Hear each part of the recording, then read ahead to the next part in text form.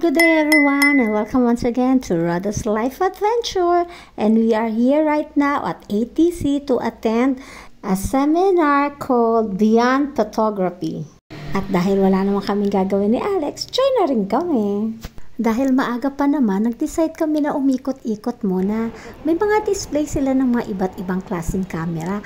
Iba ang kislap ng mga mata niya ng mga sandaling ito. At nung nakita akong presyo, ako naman ang nagulat. Kamamahal pala netong mga ito.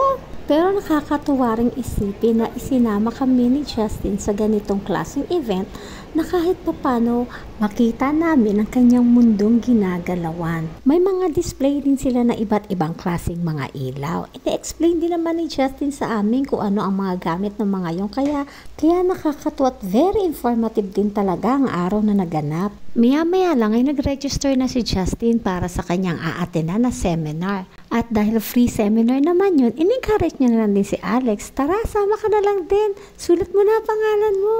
May photo gallery din sila. Inikot-ikot-kot. Nakitingin-tingin din ako sa mga ilang pictures na naka-display. Maya-maya lang ay isa-isa nang nagdatingan ng mga participants at nag-start na nga ang seminar. Si Sir Nigel Laksamana pa lang speaker for that day. Sa ilang minuto kong pasilip-silip at pakikinig, kahit pa paano may natutunan din ako. Nakakatuwa, dagdag knowledge, dagdag kaalaman. Ibang level na talaga ang technology ngayon, nakakabilib. After ng kanyang talk, binigyan niya rin ng pagkakataon ng kanyang audience, which is 80% siguro students, na makapagtanong sa kanya.